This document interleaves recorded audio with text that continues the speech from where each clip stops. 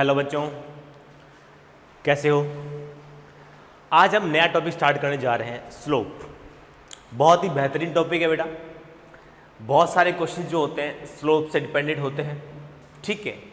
तो जैसा कि मैंने कहा था कि मैं यहाँ पर सिर्फ स्लोप नहीं पढ़ाऊँगा, स्लोप से रिलेटेड जितने क्वेश्चंस अपने बुक्स के अंदर हैं, अपनी एनसीईआरटी के अंदर हैं, अपने सिलेबस के अंदर हर चैप्टर में बिखरे हुए पड़े हैं, उन सारे क्वेश्चनों को मैं यहाँ पर स्लोप के अंदर डिस्कस कर लूँगा। स्लोप सीखने से आपके पास कुछ शॉर्ट ट्रिक भी आएगी। ये शॉर्ट ट्रिक जो है आपको क्वेश्चंस को बहुत जल्दी करवाने में आपकी जो है हेल्प करेगी, ठीक है।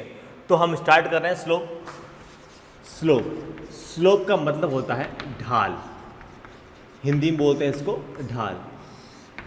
देखिए स्लोप के लिए मैंने, जैसे कि मैंने पहले ही बात कही थी कि जो अपना जो नेक्स्ट लेक्चर होता है प्रीवियस लेक्चर से डिपेंडेंट होता है, तो स्लोप के लिए आपको डिफरेंशिएशन जो है, अवकलन जो है वो अच्छे से आना चाहिए। जिस किसी बच्चे ने अवकलन नहीं पढ़ा है वो प्रीवियस लेक्चर देख सकता है और देखने के बाद ही स्लोप को पढ़ें, तभी उसको स्लोप समझ में आएगा। डिफरेंशिएशन नहीं किया उसने तो उसको स्लोप नहीं आएगा, उसको मैक्सिमा मिनिमा नहीं आएगा। तो पहले आप उसको पढ़ लीजिए और फिर उससे पहले ट्रिग्नोमेट्री भी पढ़ना जरूरी है। जिन किसी बच्चे ने ट्रिग्नोमेट्री कंप्लीट नहीं किया है तो वो भी ट्रिग्नोमेट्री पढ़े, ट्रिग्नोमेट्री पढ़े, साथ में डिफरेंशिएशन पढ़े और उसके बाद स्लोप के अंदर आइए, तभी आपको स्लोप समझ में आएगा, वरना स्लोप समझ में नहीं आएगा। तो हम स्टार्ट कर रहे हैं बेटा स्लोप। देखिए स्लोप क्या चीज़ होती है, ढाल क्या चीज़ होती है, उसको समझना है। यहां पर मैं देखो 3 लाइनें ले रहा हूं। एक लाइन ये है बेटा, मैंने इसको ए नाम दिया, ए नाम दिया, ठीक है। एक लाइन ये है, मैंने इसको बी नाम दिया है और एक लाइन मेरे पास में ये है, तो इसको मैंने यहाँ पर सी नाम दिया है, ठीक, ओके। अब देखो मैंने यहाँ पर 3 लाइनें ली है बेटा, एक ए लाइन, बी लाइन और ये सी लाइन, 3 लाइनें ली है। मैं यहाँ पर इस डायरेक्शन में चल रहा हूँ, ठीक है। तो यहाँ पर चलता हूँ तो देखिए मैं यहाँ से यहाँ तक चलता हूँ तो मैंने यहाँ तक डिस्टेंस जो ट्रेवल की वो कितनी x है और मैंने ये डिस्टेंस ट्रेवल की है वो कितनी है y है, ठीक है। मैं यहाँ से चला, यहाँ तक पहुँचा, डिस्टेंस ट्रेवल की मैंने x, ठीक है। ये वाला डिस्टेंस है और ये वाला डिस्टेंस मैंने ट्रेवल कितनी y। अब देखिए भौतिक विज्ञान में, फिजिक्स में, इस जो ये वाली जो डिस्टेंस होती है ये वाली, इसको बोलते हैं क्षैतिज दूरी, हॉरिजॉन्टल डिस्टेंस, और इसको बोलते हैं वर्टिकल डिस्टेंस, ऊर्ध्वाधर दूरी। इस खड़ी दूरी को बोलते हैं क्या, ऊर्ध्वाधर दूरी या वर्टिकल डिस्टेंस। इसको बोलते हैं हॉरिजॉन्टल डिस्टेंस या क्षैतिज दूरी। तो देखिए x क्षैतिज दूरी तय करते हुए मैंने यहाँ पर ऊर्ध्वाधर दूरी जो है वो y ट्रेवल की है। x हॉरिजॉन्टल डिस्टेंस ट्रेवल करते हुए मैंने यहाँ पर वर्टिकल डिस्टेंस जो है वो y ट्रेवल की है, ठीक है। ये मैंने a के लिए किया है। अब देखिए बेटा b के लिए मैं क्या करूँगा, b के लिए बेटा मैं यही same x horizontal distance travel करते हुए मैं यहाँ पर इसके लिए ट्रेवल जो करूँगा, इसके लिए वो कितनी होगी बेटा y होगी। ये बेटा यहाँ तक है, ठीक है, और ये कंप्लीट यहाँ तक है, y2 बोल सकते हो उसको आप, y2, इसको आप y1 बोलिए, उसको आप y2 बोलिए, ठीक है। तो b के लिए बेटा हॉरिजॉन्टल डिस्टेंस जो है, क्षैतिज दूरी जो है वो तो कितनी है अपने पास में x है, ठीक है। जितनी बेटा a के लिए ट्रेवल की उतनी आपने b के लिए ट्रेवल की।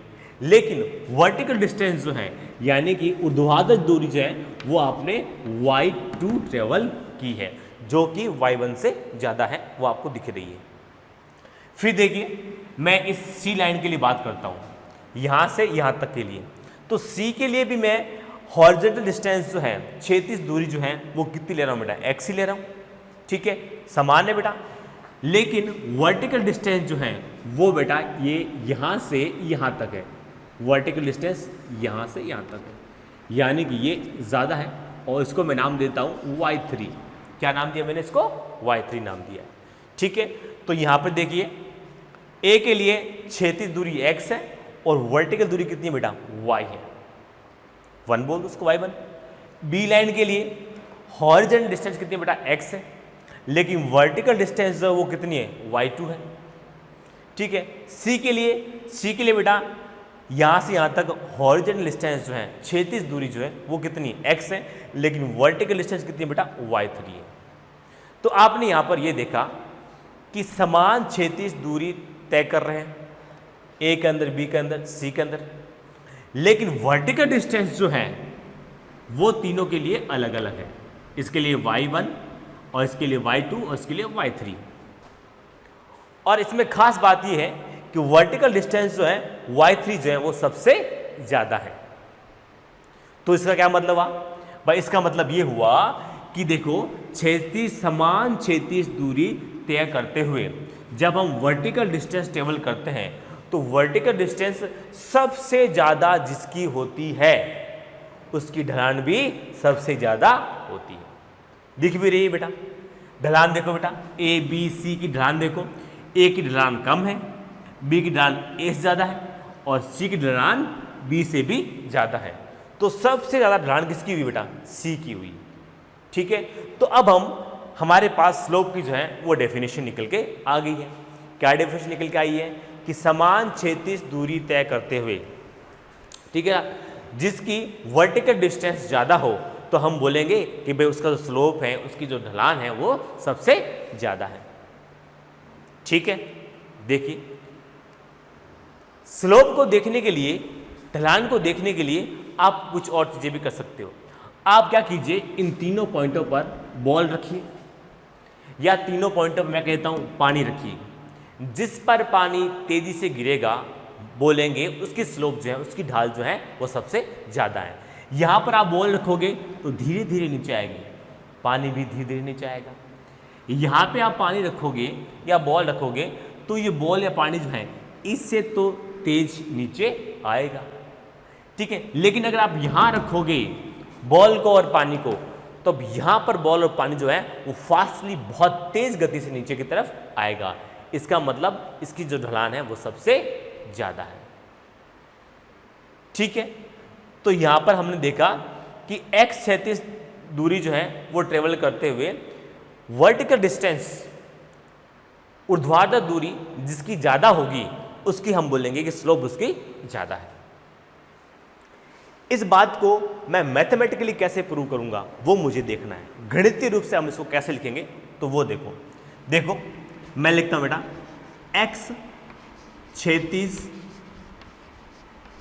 दूरी तय करते हुए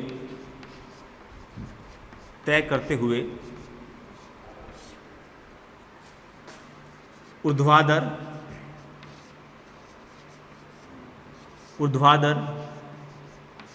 तय दूरी कितनी है बेटा? y। ठीक है, तो यूनिट या बोल सकते हो बेटा एकांक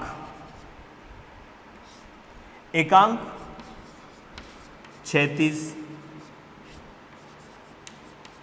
दूरी तय करते हुए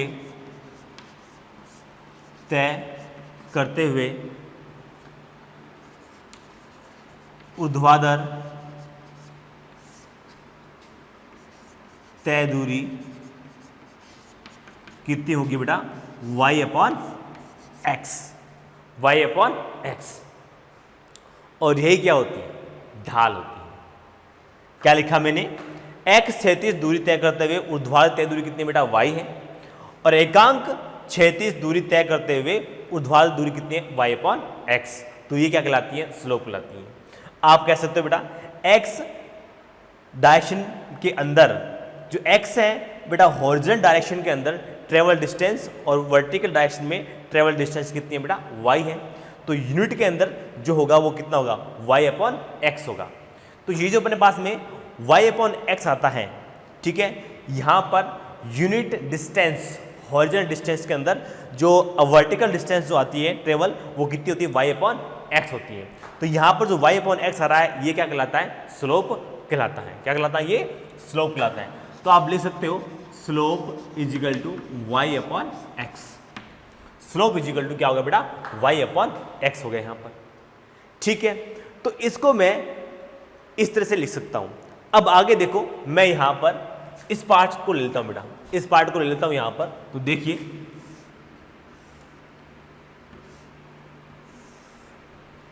यहां पे देखिए, ये बेटा कितने हैं, x डिस्टेंस है, और ये कितना बेटा y डिस्टेंस है, और ये कितना बेटा थीटा है। मान लेता हूं कोई एंगल है, थीटा है। मैंने मान लिया कि कोई एंगल है, वो कितना है, थीटा है। तो ये कितना बेटा x है, और ये कितना y है। अब देखिए यहां पर देखिए कि इसकी मुझे स्लोप बतानी है, इसकी मुझे स्लोप बतानी है। तो इसकी स्लोप क्या होगी बेटा, इसी तरीके से होगी भाई, इसी तरीके से होगी कि x, यहां पे देखिए वही बात है कि x डायरेक्शन में चलते हुए ट्रेवल हॉरिजॉन्टल डिस्टेंस, ठीक है, x है, तो वर्टिकल डिस्टेंस कितना हुआ, y हुआ, तो यूनिट में कितना हुआ बेटा, y/x हुआ। तो यही तो इसकी स्लोप होगी, यही इसकी स्लोप होगी। तो यहां पर क्या हुआ, y/x हुआ। यहां पर देखिए बेटा ये थीटा है, जब ये थीटा है तो थीटा के सामने बेटा क्या होता है, परपेंडिकुलर होता है, और ये क्या होता है, बेस होता है। ये हम ट्रिग्नोमेट्री में अच्छे से पढ़ चुके हैं। तो ये परपेंडिकुलर है और ये बेस है, ये परपेंडिकुलर और ये बेस। परपेंडिकुलर और जो बेस होता है वो क्या होता है बेटा, वो tan थीटा होता है। क्या होता है, वो tan थीटा होता है। तो आप लिख सकते हो y/x, ये क्या है बेटा, स्लोप है, ये क्या है, स्लोप है, और परपेंडिकुलर अपॉन बेस, तो ये क्या है बेटा, tan थीटा। क्या है यहाँ पर, tan थीटा। इसका मतलब कि आप जो है स्लोप को जो है वो tan थीटा से शो करते हो। स्लोप क्या होती है, वो tan थीटा होती है। ठीक है, आज तक हम रटते आ रहे थे कि भैया स्लोप जो होती है हम tan थीटा लिख देते थे, लेकिन क्यों लिखते हैं वो हमने सीखा आज कि स्लोप जो होती है वो क्या होती है, tan थीटा होती है। ठीक है, तो किसी भी ग्राफ का अगर हमें स्लोप फाइंड आउट करना है तो उसको आप tan थीटा फाइंड आउट कर लीजिए, यानी कि इसका थीटा जो है वो माप लीजिए। या तो आप बेटा इस y को मापिए और ये x को मापिए। ठीक है, y बेटा यहाँ पर क्या है, y यहाँ पर जो है वो है वर्टिकल डिस्टेंस, और x क्या बेटा, हॉरिजॉन्टल डिस्टेंस। इन दोनों का आप क्या कीजिए, रेशियो कीजिए, डिवाइड कीजिए। डिवाइड करने पर आपके पास में क्या आएगा, स्लोप आएगा। ठीक है, या फिर आप क्या कीजिए, सीधा d लीजिए और d से आप इस एंगल को माप दीजिए, और ये एंगल बेटा क्या होगा, tan थीटा के रूप में होगा, tan के फॉर्म में होगा। ये एंगल tan के फॉर्म में होगा, और उसकी वैल्यू आप फाइंड आउट कर लीजिए, निकाल दीजिए। आपके पास में निकल के क्या आ जाएगा, स्लोप निकल के आ जाएगा। ठीक है, तो इस तरह से हम जो है वो स्लोप को फाइंड आउट कर सकते हैं। और स्लोप क्या होती है बेटा, खड़ी दूरी और पड़ी दूरी। ये क्या है, खड़ी दूरी और अपॉन में पड़ी दूरी। ठीक है, तो इस तरह से स्लोप हम फाइंड आउट कर सकते हैं। तो देखिए जिसका थीटा ज्यादा होगा, यहां पे देख सुनना बात को बेटा, ये जो देखिए ये मैंने यहां पर स्लोप को समझाने के लिए एक ग्राफ बनाया है यहां पर। ठीक है, और उसके अंदर बेटा हमने ये कहा है कि जो स्लोप जो होता है वो क्या होता है कि वर्टिकल डिस्टेंस अपॉन में हॉरिजॉन्टल डिस्टेंस। ठीक है, ये स्लोप होती है। और स्लोप को आप किस दिखाते हो, tan थीटा से दिखाते हो। क्यों दिखाते हो, विद रीजन मैंने आपको यहाँ पर बता दिया है। ठीक है, तो अब हम आगे चलते हैं बेटा।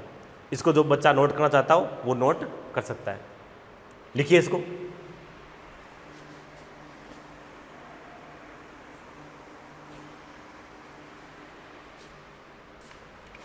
अब देखिए स्लोप के लिए आगे बातें।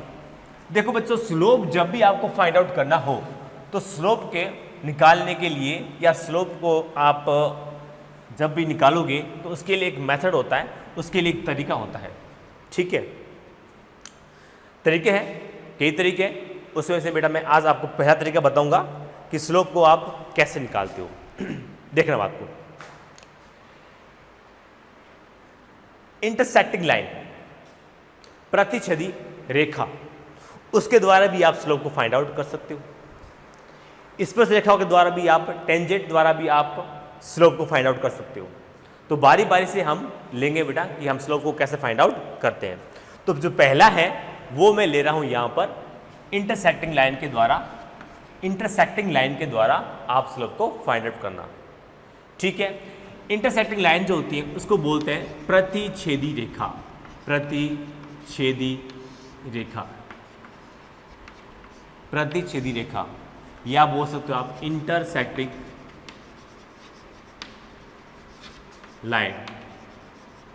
इंटरसेक्टिंग लाइन, प्रतिच्छेदी रेखाओं के द्वारा आप स्लोप को कैसे फाइंड आउट करते हो वो आपको देखना है। पहले समझे बेटा कि प्रतिच्छेदी रेखा इंटरसेक्टिंग लाइन जो होती है वो होती क्या है। देखो मैंने यहाँ पर दो पैरेलल लाइन ली है बेटा, ठीक है, ले ली। इसके दो पॉइंट मैंने ये ले लिए, ये मैंने इसके दो पॉइंट ले लिए। इन दोनों पॉइंटों को काटने वाली जो ये तिरछी रेखा होती है, इन दोनों पॉइंटों को काटने वाली जो तिरछी रेखा होती है उसको अपन क्या बोलते हैं बेटा, प्रतिच्छेदी रेखा या इंटरसेक्टिंग लाइन बोलते हैं इसको। प्रतिच्छेदी रेखा या उसको बोलते हैं इंटरसेक्टिंग लाइन बोलते हैं, ठीक है। अब देखिए बेटा यहां पर जो एंगल होगा, यहां पर जो एंगल होगा वो दोनों एंगल क्या होंगे, बराबर होंगे बेटा। कॉरस्पॉन्डिंग एंगल है दोनों को दोनों, संगत कोण है। 10th की मैथ्स में बेटा खूब पढ़ा आपने कि संगत कोण क्या होते हैं, ठीक है। तो ये इंटरसेक्टिंग लाइन है और यहाँ पर जो एंगल है वो कॉरस्पॉन्डिंग एंगल है, संगत कोण है। तो ये दोनों कोण क्या होंगे, बराबर होंगे। यहाँ पर बेटा मैंने कहा है कि इन दोनों पॉइंटों को काटने वाली रेखा क्या होती है, प्रतिच्छेदी रेखा होती है। ये कोई जरूरी नहीं है बेटा कि ये दो पॉइंटों को ही काटे, दो से अधिक भी काट सकती है, 3, 4, 5, 6, ठीक है ना। इस तरह से यहाँ पर मोर पॉइंट को ये काट सकती है, पर मिनिमम कितने होने चाहिए, 2 पॉइंट होने चाहिए। तो 2 पॉइंटों को काटने वाली जो तिरछी लाइन जो होती है, तिरछी रेखा जो होती है, उस रेखा को क्या बोलते हैं अपन, प्रतिच्छेदी रेखा बोलते हैं। और प्रतिच्छेदी रेखा पर ये जो दोनों एंगल बनते हैं वो दोनों एंगल क्या होते हैं, समान होते हैं, ड्यू टू कॉरस्पॉन्डिंग एंगल, संगत कोण होने के कारण, ठीक है। तो अब आगे देखते हैं बेटा यहाँ पर कि प्रतिच्छेदी रेखाओं के द्वारा जो हम स्लोप जो है वो कैसे फाइंड आउट करते हैं। तो देखते हैं बेटा, हेडिंग तो बेटा आपने लगा ली होगी, ठीक है। देखें ये सब लिखा हुआ आपको नोट्स के अंदर मिल जाएगा, फिर भी जो लाइव नोट्स बनाना चाहता है तो बना सकता है। तो देखो बेटा हम कैसे इसको बनाते हैं। यहां पर देखो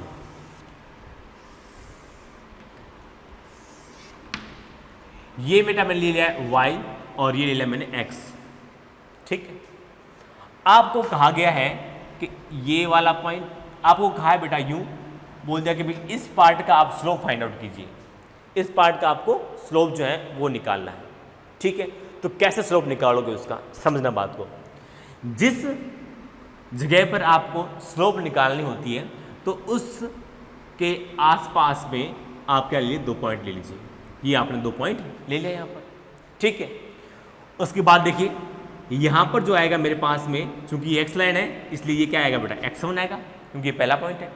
और यहाँ पे जो आएगा मेरे पास में ये वाला, ये कितना बेटा, y1 पार्ट है, कितना है, y1 पार्ट है यहाँ पर, ठीक है।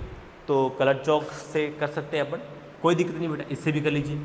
फिर देखिए बेटा ये वाला जो पार्ट है अपने पास में, ये कितना है, x2 है, कितना बेटा, x2। तो ये वाला कितना अपने पास में बेटा, यहाँ पर ये देखा हमने y2 है, कितना है, y2, ठीक है। यहाँ तक कोई डाउट नहीं है। अब क्या कीजिए आप इन दोनों, देखो ये यहाँ पे बन गया बेटा ऐसे, ये यहाँ पे बन गया बेटा ऐसे, ठीक है, इस तरह से बन गया बेटा ये वाला। तो आप क्या कीजिए इन दोनों पॉइंटों को आप मिला दीजिए। आपने इन दोनों पॉइंटों को यहाँ पर मिला दिया, मिला सकते हैं भैया, इन दोनों पॉइंटों को मिला दिया। आपने जैसे इन दोनों पॉइंटों को मिलाया है, ठीक है, ये पॉइंटों को आपने मिला दिया, ठीक है। ये वाला एंगल आपने मान लिया कितना, थीटा है, कोई एंगल बन रहा है बेटा यहाँ पर, और वो एंगल कितना है, थीटा है। अब देखिए यहाँ पर कि यहाँ पर क्या कहानी होने वाली है, सुनना बात को। ये एंगल थीटा है, मैं एक बार कलर चौक ले लेता हूँ ताकि आपको समझने में जो है वो आसानी रहे। तो देखिए बेटा यहाँ पर ये आपने जो है ले लिया। अब देखो, अब आप इस लाइन को आगे बढ़ाइए, ठीक है, और यहां पर इस लाइन को आप मिला दीजिए, ओके। अब देखना बेटा यहां पर ये जो लाइन आ रही है, ये लाइन देखो 2 पैरेलल लाइन है, 2 समांतर रेखाएं हैं, उनके 2 पॉइंटों को, यहाँ पे 2 पॉइंट है उनको ये काट रही है। तो ये वाली लाइन कौन सी हुई, इंटरसेक्टिंग लाइन हुई, प्रतिच्छेदी रेखा हुई, ठीक है। अब प्रतिच्छेदी रेखा हुई तो मैंने कहा था प्रतिच्छेदी रेखा पर बनने वाला जो एंगल होगा वो भी क्या होगा बेटा, समान होगा, ड्यू टू कॉरस्पॉन्डिंग एंगल, संगत कोण होने की वजह से ये दोनों एंगल क्या होंगे, यहाँ पर समान होंगे। अब हमारे पास देखो क्या बनता है, अब देखो तब देखो ये वाला पार्ट क्या बन गया, एक त्रिभुज बन गया, एक ट्रायंगल बन गया यहाँ पर, ठीक है। ट्रायंगल की एक भुजा ये होगी, साइड ये होगी, और एक साइड ये वाली होगी। अब ये वाली साइड कितनी होगी वो अपन को देखना बेटा। यहां से यहां तक बेटा कितना है, y1 है, और यहां से यहां तक कितना बेटा y2 है। तो ये कितना हुआ बेटा y2 माइनस का y1 हुआ। तो ये वाला पार्ट कितना हुआ बेटा y2 माइनस का y1 हुआ।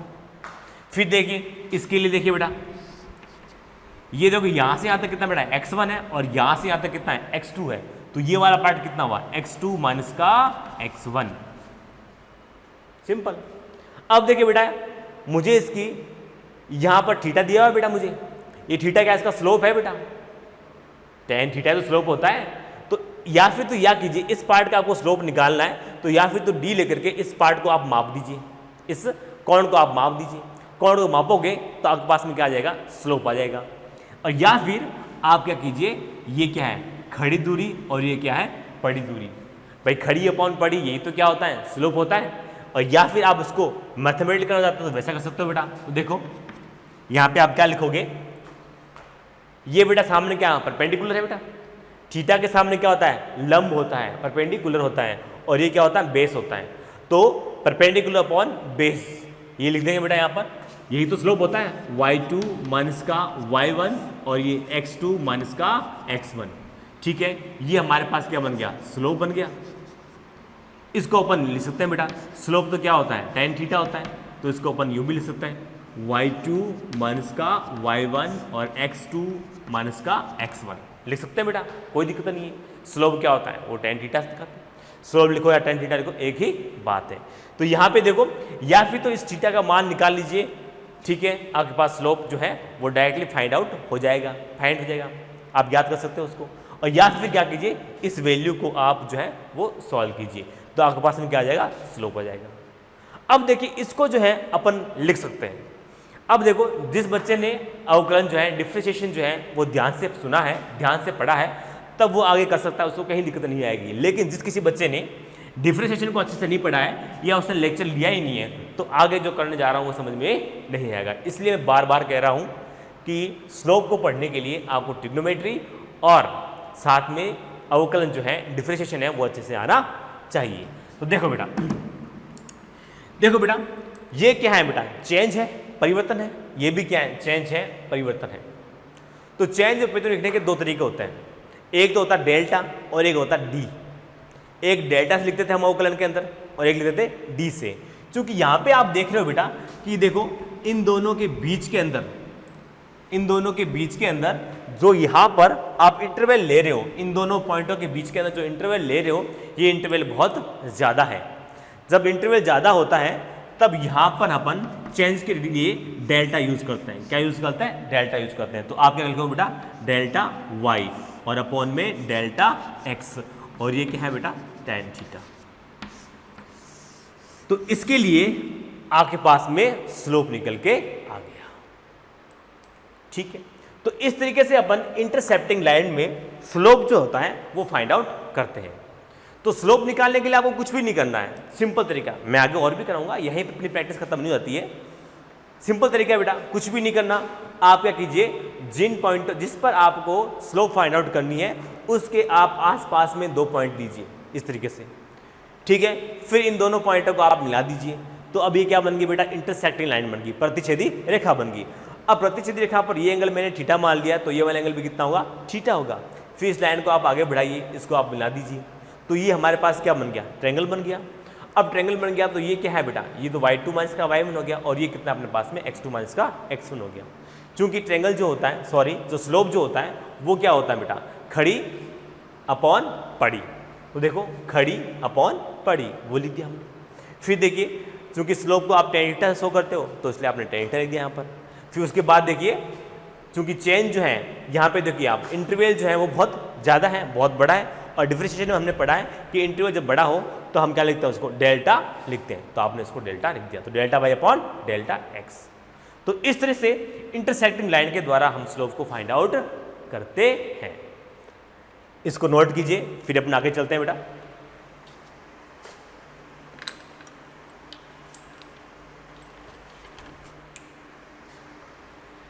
देखो अब हम आगे भी कर रहे हैं, उनसे कई बातें निकल के आएगी। अपन को इंटरसेक्टिंग लाइन के द्वारा जो स्लोप फाइंड आउट करते हैं तो तरीका तो बेटा अपना यही रहेगा, लेकिन ठीक है तो फिर हम ज्ञात क्यों कर रहे हैं बेटा, क्योंकि उससे कुछ और बातें भी निकल के आएगी, कुछ हमें निष्कर्ष मिलेंगे। ठीक है, तो देखते हैं, इसलिए हमें आगे पढ़ना जरूरी है इसका। देखो देखो बेटा यहाँ पर ये ग्राफ है, ये यहाँ पर x है और यहाँ पर कितना बेटा t है, x है यहाँ पर t है। ठीक है, ओके। आपको बस वही कहानी बेटा, यहाँ पे ये कहा बेटा कि इस पर आप स्लोप फाइंड आउट कीजिए, इसका आप स्लोप निकाल लिए। तो बेटा आप क्या करोगे, वही तरीका है। ठीक है, वही तरीका है कि आप यहाँ पे क्या ले लेंगे, जिस पॉइंट पर जिस पर आपको स्लोप निकालनी है उसके इर्द गिर्द 2 पॉइंट ले लीजिए। ठीक है, मैं कलर चौक यूज करता हूँ ताकि आपको दिखने में आसानी रही। तो देखिए बेटा मैंने यहाँ पे कलर चौक यूज किया, ये ठीक है, यहाँ पर ये आपने 2 पॉइंट ले लिए। ठीक है, अब आप क्या कीजिएगा, यहाँ पर x1 सॉरी ये जो बेटा टाइम है बेटा, तो यहाँ पे क्या आएगा t1 आएगा। t1 टाइम पर ये देखिए यहाँ पे कितना बेटा x1 हो जाएगा, यहाँ पे देखिए कितना बेटा t2 है, और यहाँ पे मिला दीजिए इसको, ये अपने पास में x2 आ गया। ठीक है, अब क्या कीजिए, इन दोनों पॉइंटों को आप मिला दीजिए, इन दोनों पॉइंटों को आप मिला दीजिए, ये आपने मिला दिया। ठीक है, अब सिंपल बेटा, अब कुछ नहीं करना। देखो ये वाला एंगल कितना बेटा, मान लिया मैंने कितना थीटा है, ये अगर थीटा हुआ तो ये भी कितना होगा थीटा ही होगा। लेकिन आप क्या करो बेटा, इसमें यहाँ पर आप इसको मिला दीजिए, यहाँ पर आप इसको मिला दीजिए, इस पॉइंटों को मिला दीजिए, तो हमारे पास ये क्या बन गया, ट्रायंगल बन गया। अब देखिए ये लाइन जो है इंटरसेक्टिंग लाइन होगी। ठीक है, तो इंटरसेक्टिंग लाइन में अगर ये थीटा होता है तो ये क्या होगा, ये भी थीटा होगा, ड्यू टू कॉरस्पॉन्डिंग एंगल, संगत कोण होने की वजह से ये यहाँ पर थीटा है, तो ये भी क्या होगा, यहाँ पर थीटा होगा। तो अगर देखिए बेटा ये थीटा है तो ये वाली जो साइड होगी वो कौन सी होगी, ये साइड से होगी, ये हमारे कहलाएगी परपेंडिकुलर। ठीक है, और ये क्या कहलाएगी, हमारे पास बेस कहलाएगी। ठीक है, अब तो देखते हैं बेटा कि जो परपेंडिकुलर है वो कितना है। तो देखिए बेटा वही है बेटा, यहाँ से यहाँ तक कितना है x1 है, और यहाँ से यहाँ तक कितना x2 है, तो ये बीच वाला पार्ट कितना हुआ x2 माइनस का x1, तो आप लिख सकते हैं इसको x2 माइनस का x1। ठीक है, अब देखिए वही है बेटा, यहाँ से यहाँ तक कितना t1 है और यहाँ से यहाँ तक कितना t2 है, तो ये वाला पार्ट कितना हुआ बेटा t2 माइनस का t1 हुआ, t2 माइनस का t1 हुआ। तो देखिए आप स्लोप यहाँ पे लिख सकते हो, स्लोप ठीक है tan थीटा इजिकल टू खड़ी अपॉन पड़ी x2 माइनस का x1 और t2 माइनस का t1, खड़ी अपॉन पड़ी, खड़ी ये रही बेटा अपॉन पड़ी ये रही। ठीक है, अब देखिए इसको आप लिख सकते यूं, tan थीटा इजिकल टू ये लिख सकते बेटा, देखो यहाँ पे देखिए इंटरवल बहुत ज़्यादा है, जब भी इंटरवल ज़्यादा होगा तब आप क्या यूज़ करोगे, डेल्टा यूज़ करोगे। तो यहाँ पर आप लिख सकते हो डेल्टा, और ये क्या बेटा x है तो डेल्टा x, और यहाँ पर क्या कर सकते हो t कर सकते हो। ठीक, तो यहाँ पर आप क्या कीजिए, या तो इस एंगल को आप d से माप लीजिए, आपके पास में क्या आ जाएगा स्लोप आ जाएगा, या फिर क्या कीजिए बेटा यहाँ पर डेल्टा x और डेल्टा t को डिवाइड कर दीजिए, क्योंकि बेटा ये डेल्टा जब आता है, मैंने आपको कहा था जब भी डेल्टा आएगा तब वो क्या होगा, डिवाइडेशन होगा। मैंने अवकलन में आपको बताया था कि जब भी डेल्टा यहाँ पर आएगा तो ये किसको शो करेगा, जो है डिवाइडेशन होता है, भाग होता है, सिंपल जो है भाग होता है। ठीक है, अब देखिए अब जो बात आ रही है वो मजेदार बात आ रही है, वो क्या है, देखो बेटा delta x upon delta T ये क्या होता है, delta x upon delta T तो वेलोसिटी होती है, और सर ये जो वेलोसिटी होती है वो कौन सी होती है, एवरेज वेलोसिटी होती है। कौन सी होती है, एवरेज वेलोसिटी होती है, क्योंकि सर आपने तो कहा था कि जब भी डेल्टा आएगा तो वो कौन सा होगा, डिवाइडेशन होगा, और डिवाइडेशन होगा, और इससे जो हमारे पास वैल्यू निकल के आएगी वो कौन सी निकल आएगा, एवरेज वैल्यू निकल के आएगी। डिफरेंशिएशन में आपको बहुत अच्छे से समझा रखा है। ठीक है ना, मैंने एक एग्जांपल दिया था, अगर डिस्टेंस टाइम हमारे पास में बहुत ज़्यादा हो, टाइम का इंटरवल बहुत ज़्यादा हो, और हमसे कह जाता है कि जाओ बाहर घूम करके आओ, और फिर आने के बाद आपसे पूछ जाता है कि आपकी गाड़ी की स्पीड जो है वो क्या रही होगी, तब आपकी स्पीड जो होती है आप बोलते हो सर हमारी जो स्पीड है, हमारे पास टाइम बहुत ज़्यादा था, 1 घंटे का टाइम था, ठीक है, उसके अंदर हमारी जो स्पीड है कभी बढ़ रही थी कभी घट रही थी, ठीक है ना, एग्जैक्टली कभी नहीं रही, तब हम बोलते हैं कि भैया तो आप क्या बताओगे, तब वो बोलता है सर मैं अपनी एवरेज स्पीड बता सकता हूँ, ठीक है। तो टाइम का इंटरवल जब भी जाता होता है तो हमारे पास जो वैल्यू निकल के आती है वो क्या निकल के आती है, एवरेज वैल्यू ही निकल के आती है। तो हमारे पास ये वैल्यू निकल के आएगी, एवरेज वैल्यू निकल के आएगी, और यहाँ पे है क्या, ये वेलोसिटी को शो कर रहा है। तो यहाँ की जो स्लोप होगी, इस ग्राफ की जो स्लोप होगी वो वेलोसिटी को शो करेगी, और ये जो वेलोसिटी कौन सी होगी बेटा, एवरेज वेलोसिटी होगी, वी एवरेज होगा यहाँ पर, क्या होगा बेटा यहाँ पर, वी एवरेज होगा, और ये बेटा कितना है, डेल्टा एक्स अपॉन में डेल्टा टी है। ये बात निकल के आई है हमारे पास नई चीज, समझे बात को, इसको नोट कीजिएगा, ठीक है। फिर अपन आगे लेते हैं इसका बेटा।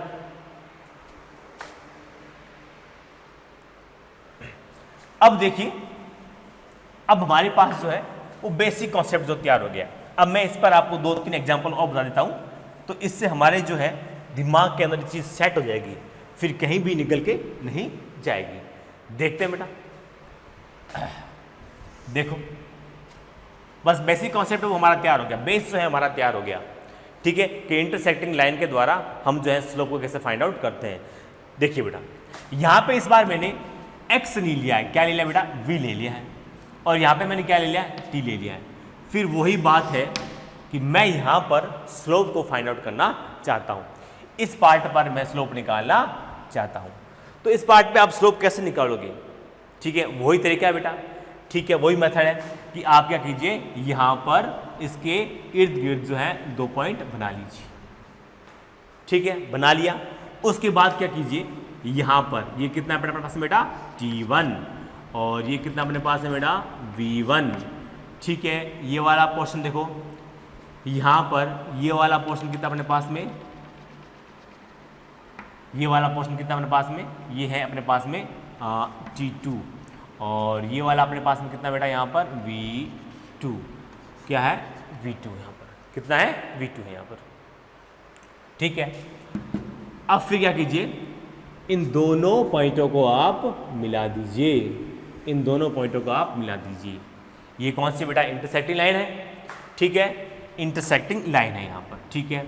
फिर आगे बेटा इन दोनों को मिला दीजिए, यहाँ पर इस रेखा को और इस लाइन को आप मिला दीजिए, ठीक है। अब देखिए यहाँ पर अगर ये एंगल बेटा कितना है, थीटा है, तो ये एंगल भी कितना होगा, थीटा होगा, कॉस स्प्रेडिंग एंगल से, और ये अपने क्या इंटरसेक्टिंग लाइन है, प्रतिच्छेदी रेखा है, ठीक है। ये वाला पार्ट कितना जाएगा अपने पास में, ये वाला जाएगा बेटा t2 माइनस का t1, ये वाला कितना जाएगा अपने पास में बेटा, v2 माइनस का v1।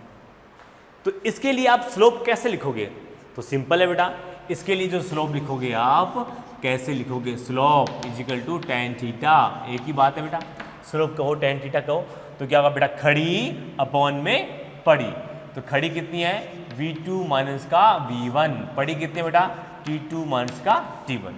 जो अब तक सिखाया है बेटा उसी के अनुसार चल रहा हूँ मैं, कोई नई बात लेकर के नहीं आ रहा हूँ, ठीक है।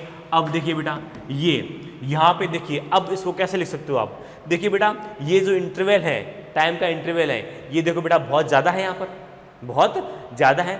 जब भी टाइम का इंटरवल बहुत ज़्यादा होगा तब आप क्या यूज़ करोगे, डेल्टा यूज़ करोगे। तो यहाँ पे आप क्या लिखोगे बेटा कि स्लोप tan थीटा, तो इसको लिखोगे delta v upon delta t, लिखोगे आप इसको। तो इस ग्राफ की जो स्लोप है वो क्या होगी, delta v upon delta t हो गई। अरे सर ये तो कुछ होता है, बिल्कुल ये कुछ होता है, और ये क्या होता है, ये एक्सीलरेशन होता है, त्वरण होता है, और त्वरण भी कौन सा, क्योंकि यहाँ पर टाइम का इंटरवल ज़्यादा है, ठीक है, तो यहाँ पर जो आ रहा है वो डिवाइडेशन आ रहा है, और जब टाइम का इंटरवल ज़्यादा होता है तो हमारे पास जो वैल्यू निकल के आती है वो क्या निकल के आती है, एवरेज वैल्यू निकल के आती है। तो यहाँ पर जो एक्सीलरेशन होगा वो कौन सा होगा, एवरेज एक्सीलरेशन होगा। तो इस तरह से मैं कह सकता हूँ कि यहाँ का जो स्लोप है tan थीटा जो है वो यहाँ पर एवरेज एक्सीलरेशन को शो कर रहा है। औसत त्वरण को शो कर रहा है। समझ में आई बात? आपको ये ग्राफ दे दे और आपसे पूछ ले कि भैया यहाँ पर औसत त्वरण निकालो, कैसे निकालोगे? तो सिंपल है सर कि सर मैं इस ग्राफ का स्लोप निकाल लूंगा, क्योंकि इस ग्राफ का स्लोप भी किसको शो कर रहा है? औसत त्वरण को शो कर रहा है। मुझे यहाँ पर कुछ भी नहीं करना है, मैं यहाँ पर सिंपल ले लूंगा क्या? स्लोप निकाल लूंगा। अगर मुझे एंगल दिया होगा ये वाला तो मैं एंगल निकाल लूंगा, उस एंगल की वैल्यू निकाल लूंगा, तो मेरे पास क्या आ जाएगी? एक्सीलरेशन आ जाएगी, एवरेज एक्सीलरेशन आ जाएगी, औसत त्वरण का मान निकल के आ जाएगा। मुझे यहाँ पर कुछ भी नहीं करना, सिंपल। ठीक है, अगर मान लो मुझे एंगल ना दिया हो तो कोई ना बेटा, ये वैल्यू तो आपको दी होगी, ये वैल्यू तो आपको दी होगी। ऐसा तो है नहीं बेटा कि आपको कुछ भी नहीं दिया होगा, ये तो दिया होगा, तो आप इससे निकाल सकते हो। यूं नहीं कि बेटा ग्राफ को देखकर आत्मा भूल जाएगा और यार इसमें मैं एवरेज वैल्यू कैसे निकालूंगा, औसत त्वरण जो है वो कैसे निकालूंगा? निकाल सकते हो, सिंपल है बेटा। इस ग्राफ का स्लोप निकाल लीजिए, और स्लोप भी किसको शो कर रहा है? औसत त्वरण को शो कर रहा है। तो इसको आप नोट कीजिए बेटा, फटाफट नोट कीजिए इसको। अब देखिए ऐसे बेटा हम आगे लेते हैं, यहां पर स्लोप जो होता है आपने देखा किसी ना किसी चीज को व्यक्त कर रहा है। पहले जो था वो औसत वेग को व्यक्त कर रहा था, अभी क्या आया है? औसत त्वरण को व्यक्त कर रहा है। अब आगे देखते हैं किसको शो करता है। चलो आओ देखो बेटा, अपन और प्रैक्टिस करते हैं। प्रतिच्छेदी रेखाओं के द्वारा स्लोप को निकालना। ये मैं ले लिया यहाँ पर P और यहाँ ले लिया मैंने T। ग्राफ मेरे पास जो है ये है। सर हर बार ऐसा ग्राफ क्यों लेते हो? कोई दिक्कत नहीं बेटा, ग्राफ आप कोई सा भी ले लो, कैसे भी ले लो, कोई दिक्कत नहीं आएगी। बस ये करने का जो तरीका है, मेथड जो है वो अपने पास में यही होना चाहिए, इसी मेथड से सॉल्व करेंगे, चाहे ग्राफ कैसा ही आ जाओ। अब देखो बेटा, यहाँ आपको इस पॉइंट पर, आपको इस एरिया पर आपको क्या निकालना है? स्लोप निकालना है। तो वही तरीका है बेटा, आप यहाँ पे क्या ले लीजिए? 2 पॉइंट ले लीजिए, एक ये वाला पॉइंट, एक ये वाला पॉइंट। जिस पर आपको स्लोप निकालनी है उसके आसपास में 2 पॉइंट ले लीजिए। आपने ले लिए, फिर क्या कीजिए बेटा, यहाँ पर ये T ले लीजिए बेटा, 1 हो जाएगा। इसको मिला दीजिए यहाँ पर, P1 हो जाएगा। इसको मिलाइए यहाँ पर बेटा, T2 हो जाएगा। इसको मिलाइए यहाँ पर बेटा, तो ये P2 हो जाएगा। फिर कुछ नहीं करना, फिर सर इन दोनों लाइनों को आप मिला दीजिए। तो ये इन दोनों लाइनों को आपने यहाँ पर मिला दिया। फिर कुछ नहीं करना सर, फिर बाद में ये खड़ी लाइन है बेटा ये, और ये पड़ी लाइन है, इन दोनों लाइनों को आप मिला दीजिए। तो क्या बन गए? ट्रायंगल बन गया। ठीक है, यहाँ पे देखिए बेटा, अगर ये एंगल थीटा है तो ये कितना हुआ? ये भी तो थीटा हुआ। और सर अगर ये थीटा हुआ तो सामने क्या हुआ? परपेंडिकुलर हुआ। और ये क्या हुआ? बेस हुआ। ये कितना अपने पास में? P2 माइनस का P1। और ये कितना अपने पास में? T2 माइनस का T1। ठीक है, तो इसका स्लोप आप कैसे निकालोगे? देखो कैसे लिखोगे slope? Slope is equal to tan theta, और ये कितना बेटा? P2 माइनस का P1 और T2 माइनस का T1। सिंपल बेटा। अब देखिए इसको आप और भी लिख सकते हो बेटा किस तरीके से, क्योंकि यहाँ पे टाइम का इंटरवल क्या है? ज़्यादा है, तो वहाँ पे आप डेल्टा P भी लिख सकते हो, अपॉन डेल्टा T भी लिख सकते हो। देखो कैसे, जब अंतराल ज़्यादा होता है तो स्लोप tan थीटा, ये delta P upon delta T। बिल्कुल ठीक है। अब देखो बेटा, ये क्या चीज़ निकल के आई है? ये क्या होता है? सर ये पढ़ा है मैंने, 11th में नहीं पढ़ा। टारगेट के बच्चों को पता है क्या होता है, 11th वाले बच्चों को नहीं पता। ठीक है, लेकिन 11th वाला बच्चा अगर ध्यान से उसने पढ़ा है बेटा 9th 10th के अंदर, तो उसको पता है कि ये क्या होता है? फोर्स होता है सर। ये क्या होता है? फोर्स होता है। फोर्स में भी 2 फोर्स होते हैं बेटा, एक एवरेज फोर्स होता है, एक तात्क्षणिक बल होता है। चूंकि ये यहाँ पर डेल्टा आ रहा है तो यहाँ पे क्या आएगा बेटा? एवरेज फोर्स आ जाएगा, औसत बल आ जाएगा। तो ये क्या आ जाएगा? Average force. ठीक है, औसत बल क्या आएगा यहाँ पर? ये औसत बल आएगा। तो यानी कि हम कह सकते हैं इस ग्राफ का जो स्लोप है वो औसत बल को शो कर रहा है। तो इसी ग्राफ के अंदर आपसे क्वेश्चन पूछा जाएगा, ये नहीं पूछेगा कि स्लोप बताइए, वो आपसे पूछ लेगा भाई इस ग्राफ में बल बताइए, बल कितना होगा, औसत बल कितना होगा। तो आप यहाँ भी तो इसका एंगल है